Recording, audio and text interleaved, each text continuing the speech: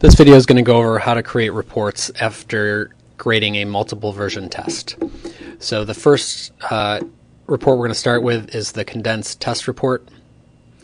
And that gives us our basic information on the mean, the median, standard deviation. For each question it shows which answers were selected and a point by serial if it's applicable.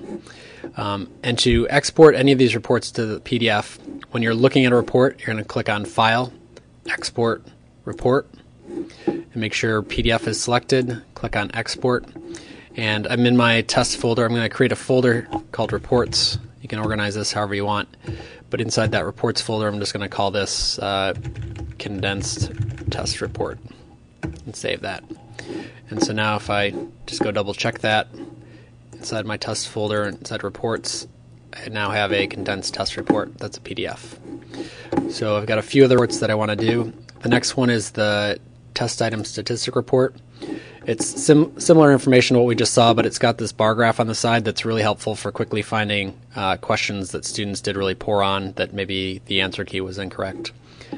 So again, if you want to save that as a PDF, that's File, Export, Report, and just the same process. Another report you're going to need is the student response report. So I'm going to click on that. So it shows last four digits of the student ID. The first time you create this report, it may not be sorted correctly. So you want to go to Report Properties and sort students by, just make sure this is set to respondent ID. The first time you do it, it's probably set to unsorted. So respondent ID, okay, and that should be sorted by the last four digits.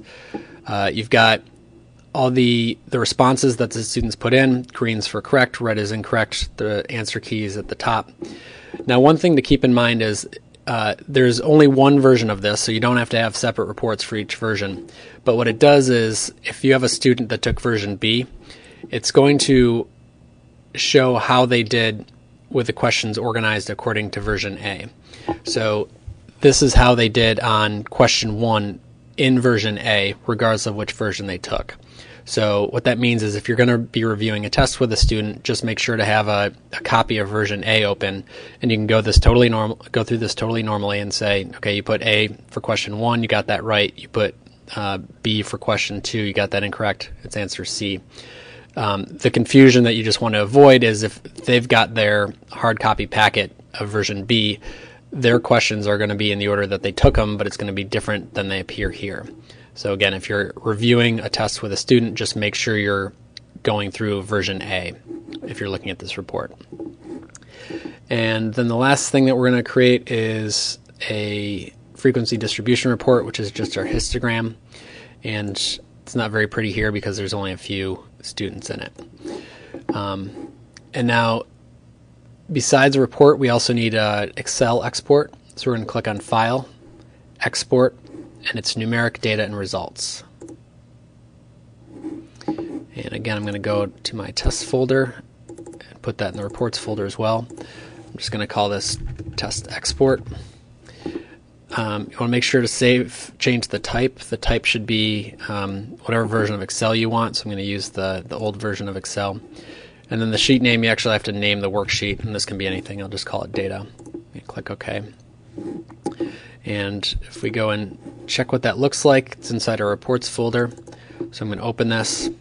So it's got the first four digits of the ID, the last four digits of the ID, their name, their test version, and then it actually includes how they responded on all the questions. So 1 corresponds to A, 2 corresponds to B. You can see questions 1 through 10, and then starting with question 11, that was the first blank one, so -1 means blank. These are unanswered questions, as they should be.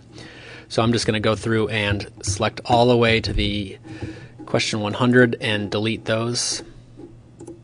And then on the far right of this report, you have the grade that was assigned, the percent correct, and the total score. So this is probably the format you want to save it in. So I'm just going to save it and close out of this.